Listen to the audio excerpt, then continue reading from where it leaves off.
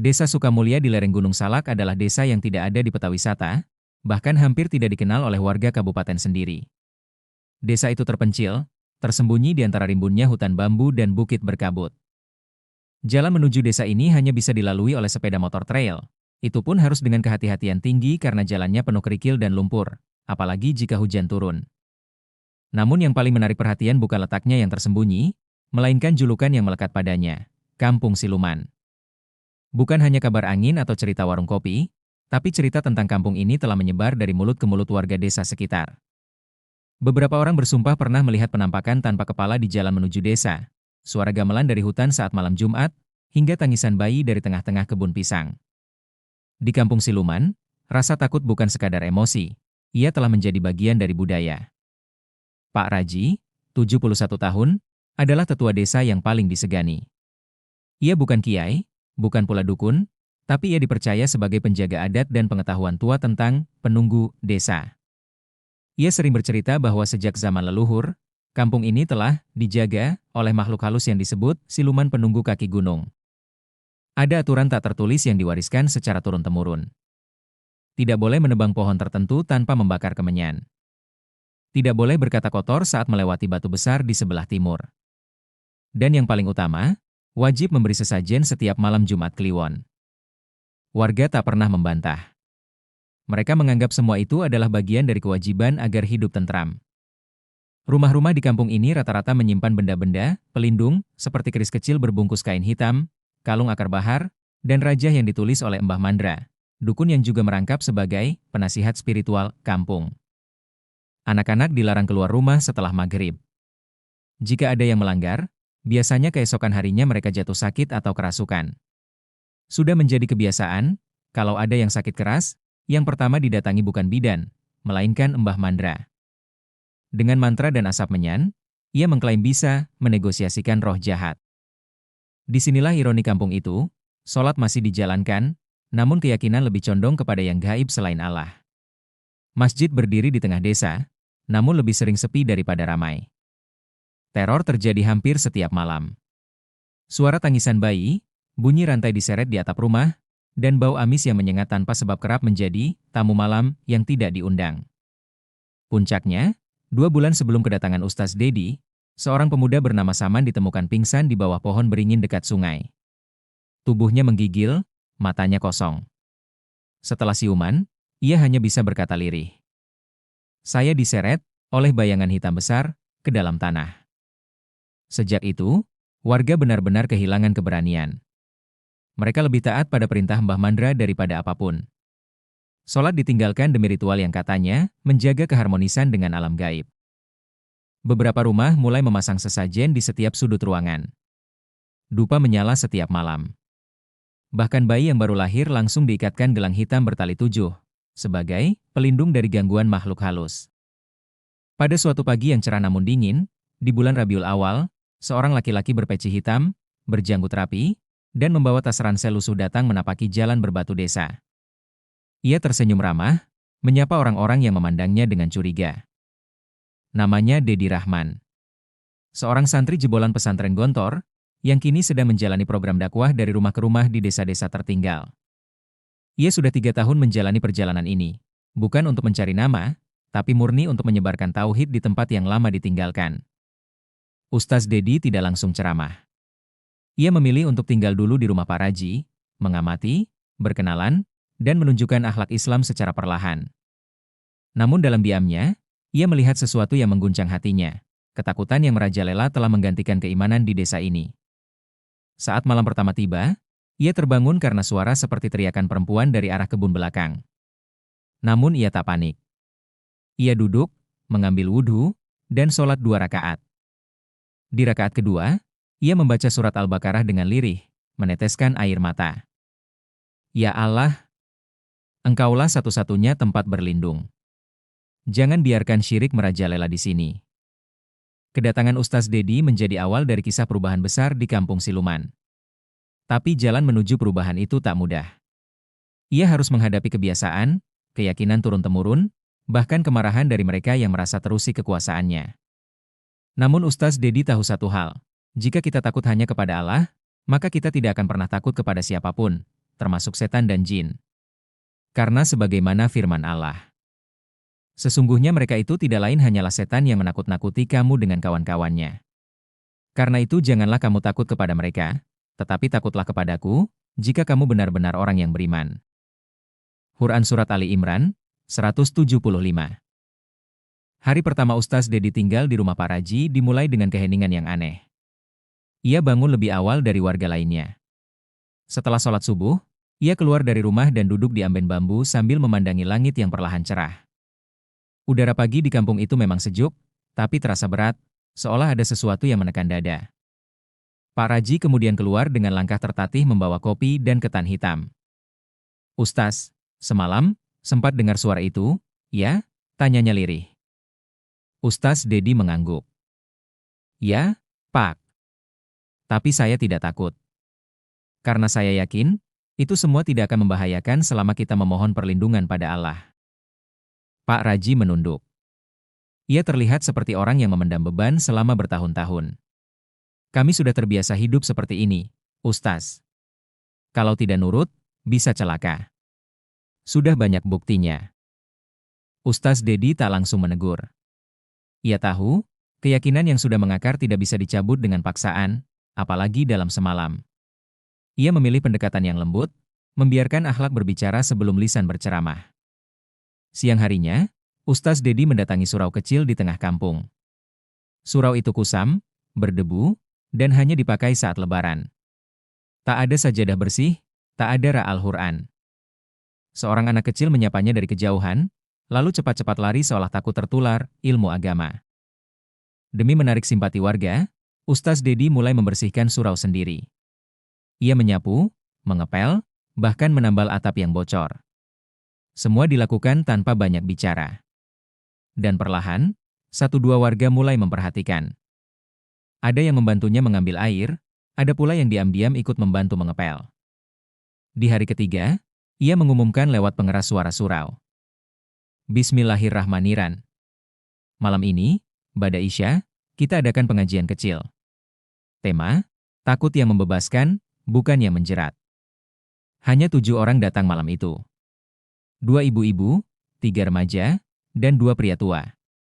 Tapi itu cukup. Karena dari situlah cahaya mulai menembus kabut ketakutan. Dengan suara tenang dan bahasa sederhana, Ustaz Dedi membuka ceramahnya. "Bapak-bapak, ibu-ibu, saya tidak datang untuk mengusik adat kalian. Tapi saya datang untuk mengajak kita semua kembali kepada Allah. Setan itu tidak bisa menyentuh kita, kecuali jika kita takut padanya. Tapi Allah bisa melindungi kita, kapanpun dan dimanapun." Ia kemudian membaca Quran Surat Ali Imran ayat 175. "Innama dzalikumu asysyaitanu yuhawifu awliya'ahu fa'alatahafuhum wa hafun in kuntum muminin." Sesungguhnya mereka itu tidak lain hanyalah setan yang menakut-nakuti kamu dengan kawan-kawannya. Karena itu janganlah kamu takut kepada mereka, tetapi takutlah kepadaku, jika kamu benar-benar orang yang beriman. Mata ibu-ibu itu mulai berkaca-kaca. Salah satu dari mereka, Bu Narti, tiba-tiba berkata, "Tapi bagaimana, Ustaz, kalau anak saya nanti kena sakit aneh lagi? Dulu waktu saya buang jimat, dia mendadak kejang-kejang seminggu." Ustaz Dedi mendekat, menatap lembut. "Kalau itu ujian dari Allah, sabarlah. Tapi kalau itu dari jin, hadapilah dengan zikir. Bukankah Allah lebih berkuasa dari jin manapun?" Seiring berjalannya waktu, semakin banyak warga yang tertarik mengikuti pengajian. Tapi itu membuat Mbah Mandra, dukun desa, merasa terusik. Ia merasa otoritasnya terganggu. Suatu sore, ia mendatangi Pak Raji dan berkata, "Kau membawa celaka ke kampung ini. Kalau sampai siluman murka, kau yang pertama kena." Pak Raji mulai ragu. Tapi Ustaz Dedi tak pernah merugikan siapapun. Ia bahkan bantu bersihkan surau kita. Mbah Mandra mengetuk tanah dengan tongkatnya. "Kau akan lihat sendiri apa yang terjadi pada malam Jumat Kliwon nanti." Malam Jumat Kliwon selalu jadi malam yang paling ditakuti warga. Karena itu adalah malam penyerahan sesajen.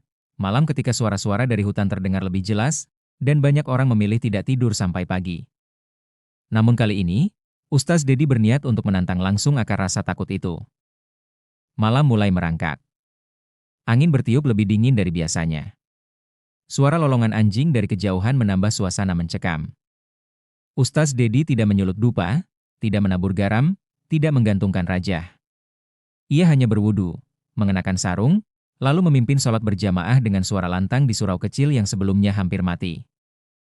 Ayat demi ayat dilantunkan. Al-Baqarah, Ali Imran. Surat-surat yang dikenal sebagai pengusir setan. Warga yang hadir mulai merinding, bukan karena takut, tapi karena getaran iman yang baru mereka rasakan kembali. Ustaz Dedi menutup doanya dengan suara yang menggetarkan. Ya Allah, jika malam ini adalah ujian, kuatkanlah kami. Jangan biarkan kami tunduk kepada selain MU. Kami hanya takut kepada MU. Hanya kepada MU. Dan malam itu pun akan menjadi malam penentu. Antara ketakutan lama dan keberanian baru. Antara kegelapan syirik dan cahaya tauhid. Malam itu datang lebih cepat dari biasanya. Langit gelap menggantung tanpa bintang. Angin berhembus dari arah hutan dengan suara mendesis, membawa aroma daun basah, tanah lembab, dan bau aneh seperti darah kering.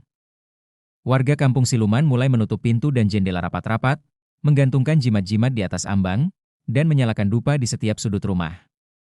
Sejak sore, desas-desus menyebar, Mbah Mandra akan melakukan pemanggilan roh malam ini, untuk memperingatkan orang baru itu. Yang mereka maksud, tentu saja, Ustaz Dedi. Namun Ustaz Dedi tidak gentar.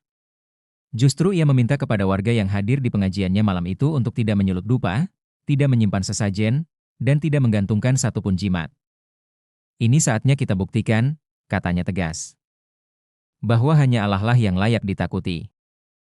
Surau kecil yang beberapa minggu lalu hampir rubuh kini penuh sesak. Lelaki, perempuan, remaja, bahkan anak-anak duduk bersila dalam diam. Mereka tegang, tapi memaksa hati mereka untuk tetap berada di sisi Ustaz Dedi. Ada keraguan, tapi juga harapan. Bada Isya, Ustaz Dedi berdiri sebagai imam. Bacaan syalatnya dilantunkan dengan tartil dan khusyuk. Ia membaca ayat-ayat yang menggetarkan. Fa'in tawalau fakul asbial, el ilhail huwa. Alaihi tawakaltu wa huwa rabbul arsyil am. Quran Surat At-Taubah, 129. Cukuplah Allah menjadi pelindungku. Tiada Tuhan selain Dia. Hanya kepadanya aku bertawakal. Saat rakaat kedua, angin tiba-tiba bertiup kencang. Atap surau berbunyi seperti akan terbang. Dari kejauhan, terdengar suara jeritan panjang, seperti suara wanita yang sedang melahirkan. Beberapa jemaah mulai gemetar. Seorang anak kecil menangis dan memeluk ibunya. Tapi Ustaz Dedi tetap tenang. Ia menyelesaikan sholat dengan sempurna. Lalu ia berzikir bersama warga. La ilaha illallah. La ilaha illallah. La ilaha illallah. Berulang-ulang. Suara itu makin lama makin kencang, membelah malam yang mencekam. Warga yang semula takut mulai terbawa suasana. Hati mereka yang tadinya dibekap rasa was-was kini mulai terisi keyakinan. Tepat pukul 10 malam, suara seperti gong gamelan terdengar dari arah hutan barat. Lalu diikuti dengan suara seperti logam beradu, dan lolongan anjing yang menakutkan. Di saat itulah Mbah Mandra muncul. Ia berdiri di luar surau, memakai jubah hitam dan membawa tongkat bambu kuning. Wajahnya marah, matanya melotot. Di belakangnya ada dua lelaki muda yang diyakini sebagai murid spiritual.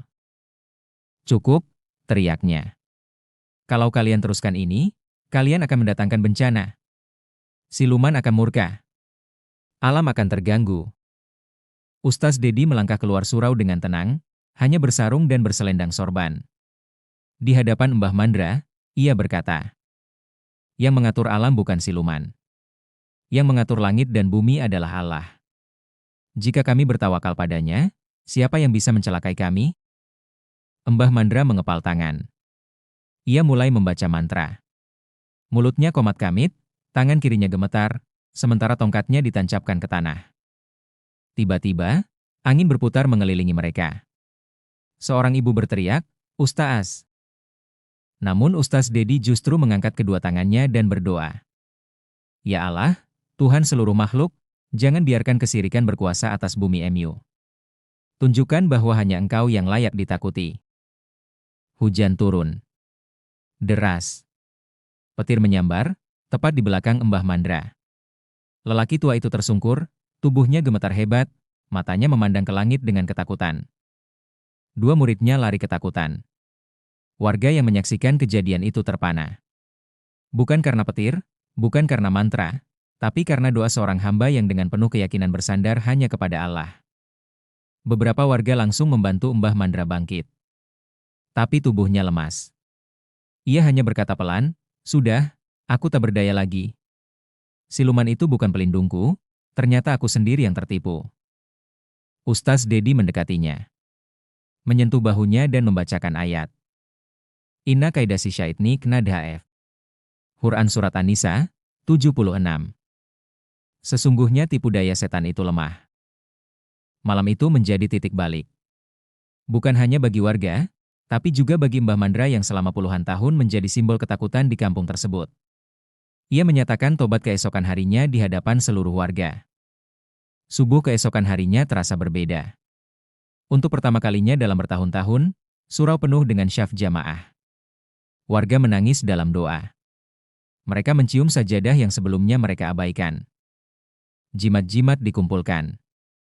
Sesajen dibuang. Dupa dimusnahkan. Sebuah tong dibakar, tempat semua simbol kesirikan dibuang. Api berkobar, tapi yang terbakar bukan hanya benda, melainkan rasa takut yang telah lama menguasai jiwa mereka.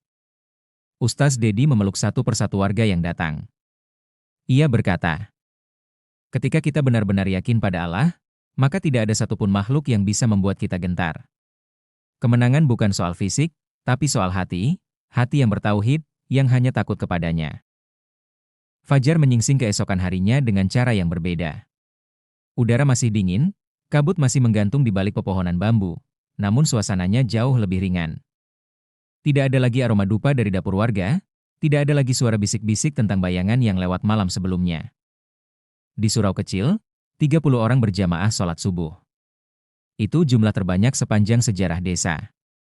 Bahkan Pak Raji, yang selama bertahun-tahun menjaga kesepakatan diam-diam dengan yang tak kasat mata, kini berdiri di syaf pertama.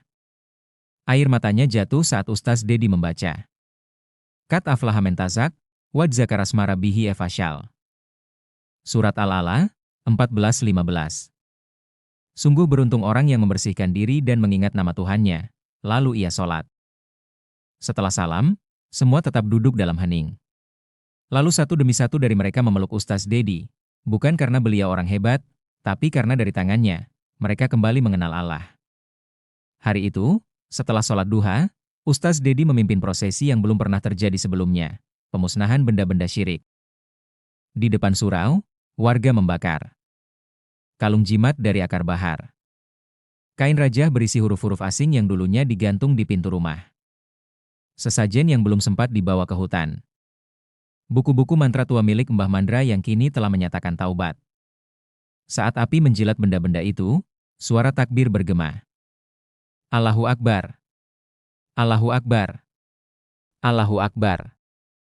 Warga yang dulu diam, kini lantang. Takut yang selama ini mereka sembunyikan, hari itu berubah menjadi keyakinan yang meledak seperti gunung iman yang selama ini tertahan. Mbah Mandra sendiri menyaksikan dengan kepala tertunduk. Di matanya, air mata mengalir. Ia berkata dengan suara lirih.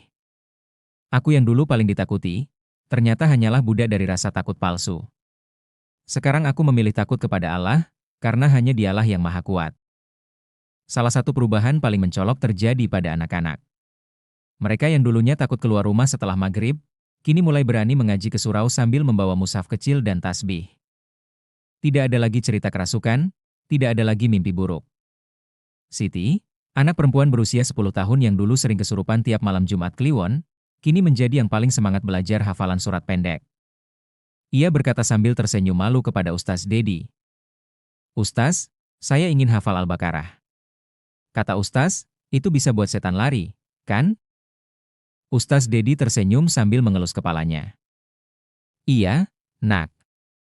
Tapi lebih dari itu akan buat hatimu jadi benteng keimanan." Sebulan setelah malam ujian iman itu, dalam musyawarah warga yang diadakan di surau, Pak Raji berdiri dan berkata, "Saudara-saudaraku, kita tidak bisa lagi menyebut kampung kita ini kampung siluman. Itu masa lalu kita, masa gelap. Sekarang kita harus menamai diri kita dengan sesuatu yang lebih mulia. Warga setuju. Setelah beberapa usulan dan diskusi, mereka sepakat mengganti nama dusun menjadi Kampung Tauhid. Itu bukan sekadar nama. Itu adalah deklarasi bahwa mulai hari itu, mereka tidak akan tunduk lagi pada rasa takut kecuali kepada Allah semata. Surat dikirim ke kecamatan untuk legalisasi. Bahkan camat sendiri datang dan menangis saat menyaksikan perubahan yang luar biasa itu. Saya tidak percaya. Tempat yang dulu dikenal angker, sekarang dipenuhi hafidz kecil dan majelis ilmu. Kabar perubahan ini menyebar ke desa-desa tetangga. Warga dari desa lain mulai datang menghadiri pengajian. Ada yang ingin belajar ruqyah syar'i, ada yang ingin menyerahkan jimat untuk dimusnahkan. Bahkan ada beberapa dukun dari luar kampung yang datang secara sembunyi-sembunyi, ingin bertobat, tapi malu disebut namanya. Ustaz Dedi tidak menolak siapapun. Ia selalu menyambut dengan sabar, mengingatkan bahwa tidak ada manusia yang bersih sejak awal. Yang penting adalah keikhlasan untuk kembali kepada Allah. Kampung Tauhid kini tak hanya berubah secara spiritual, tapi juga sosial. Kebun-kebun yang dulu tak terurus kini subur. Hujan datang tepat waktu. Perekonomian warga mulai tumbuh. Anak-anak kembali sekolah. Hati mereka damai. Setelah 3 bulan, Ustaz Dedi pun berpamitan. Warga berat melepasnya. Tapi ia berkata, "Saya bukan siapa-siapa. Kalianlah yang mengubah kampung ini. Saya hanya mengingatkan. Jangan pernah takut lagi, kecuali takut kepada Allah." Ia melangkah pergi, meninggalkan jejak tak terlihat tapi abadi. Jejak iman yang tumbuh dari tanah ketakutan menjadi ladang keberanian karena tauhid. 3 tahun telah berlalu sejak perubahan besar itu. Warga kini menyebut masa sebelum kedatangan Ustaz Dedi sebagai zaman gelap, dan masa setelahnya sebagai zaman terang. Mereka sadar, bukan karena Ustaz Dedi kampung mereka berubah, melainkan karena mereka bersedia kembali kepada Allah dan melepaskan semua rasa takut kepada selainnya. Kini, Kampung Tauhid telah dikenal hingga tingkat kabupaten. Beberapa santri dari luar kota mulai belajar di pesantren kecil yang dibangun di bekas rumah dukun Mbah Mandra. Ya, rumah yang dulu gelap dan penuh dengan aroma dupa kini telah disulap menjadi Madrasah Ibtidaiyah Nur Tauhid, tempat anak-anak menghafal Al-Quran dan belajar Tauhid sejak usia dini. Di antara para santri itu ada seorang anak lelaki berumur 11 tahun bernama Danu Rafiq. Ia adalah anak yatim, ayahnya wafat saat merantau ke Kalimantan. Rafiq terkenal rajin, cerdas, dan memiliki suara merdu saat membaca Al-Quran. Setiap kali ditanya mengapa ia semangat belajar agama, ia menjawab dengan polos. Karena dulu, kampung ini penuh setan. Sekarang gak boleh ada setan lagi. Saya mau jadi orang yang bisa ngusir setan, tapi bukan pakai jimat, pakai ayat. Semangat Rafiq menyebar ke anak-anak lain. Mereka bermain sambil berlomba-lomba menghafal. Mereka saling adzan ketika waktu sholat tiba. Bahkan setiap malam Jumat, anak-anak justru meminta tidur di surau untuk melawan setan bersama-sama. Bukan dengan ketakutan, tapi dengan zikir dan hafalan surat Al-Baqarah. Kalau dulu malam Jumat ditakuti, sekarang kami rindukan, ujar Bunarti, ibu Rafiq. Karena sekarang malam Jumat adalah malam Al-Quran, bukan malam roh-roh gelap. Suatu malam, hujan deras mengguyur Kampung Tauhid. Petir menggelegar. Listrik padam. Seorang warga bernama Pak Sawal menemukan anaknya menggigil dan tak sadarkan diri. Tetapi kali ini, tidak ada yang mengusulkan untuk memanggil dukun. Yang mereka lakukan adalah berwudu, lalu berkumpul di surau, memulai ruqyah syar'i bersama-sama. Mereka membaca Adzu bilhi minasy syaitnir rajim, Yat Kurs, Al-Fala, An-Enes. Dan tak lama, anak Pak Sawal sadar. Ia hanya demam, bukan kerasukan. Tapi yang luar biasa adalah cara warga menyikapinya, dengan keyakinan, bukan dengan panik dan tahayul. Suatu hari, kepala dusun menerima sepucuk surat dari tempat jauh. Surat itu ditulis tangan oleh Ustaz Dedi. Isinya sederhana, tapi dalam. Assalamualaikum warahmatullahi wabarakatuh. Kepada saudara-saudaraku di Kampung Tauhid. Saya bersyukur kepada Allah mendengar kabar baik dari kalian. Teruslah bertahan dalam iman. Jangan kembali ke masa lalu yang gelap. Setan tak pernah berhenti menakut-nakuti manusia, tapi ingatlah firman Allah. Sesungguhnya mereka itu tidak lain hanyalah setan yang menakut-nakuti kamu dengan kawan-kawannya. Karena itu janganlah kamu takut kepada mereka, tetapi takutlah kepadaku, jika kamu benar-benar orang yang beriman. Ali Imran, 175. Saya percaya, sekarang kampung ini tidak hanya bebas dari setan, tapi telah menjadi cahaya bagi sekitarnya. Kirimkan salam saya kepada anak-anak, kepada Pak Raji, kepada Mbah Mandra, dan semua warga. Semoga kita bertemu lagi kelak, jika bukan di dunia, maka di surga, insya Allah. Uhukum fillah, Ustaz Dedi Rahman. Surat itu dibacakan di surau, di malam Jumat, di hadapan seluruh warga. Setelah selesai, semua menangis, tapi bukan karena takut, melainkan karena rindu dan syukur. Kini, di pintu masuk kampung terpajang pelang kayu bertuliskan, "Selamat datang di kampung Tauhid, kami takut hanya kepada Allah." Warga kini mengerti bahwa keberanian sejati bukan berarti tak pernah takut, tapi tahu kepada siapa ketakutan itu harus ditujukan. Takut kepada setan melumpuhkan. Tapi takut kepada Allah, justru membebaskan. Maka janganlah kamu takut kepada mereka, tetapi takutlah kepadaku, jika kamu benar-benar orang yang beriman. Quran Surat Ali Imran, 175.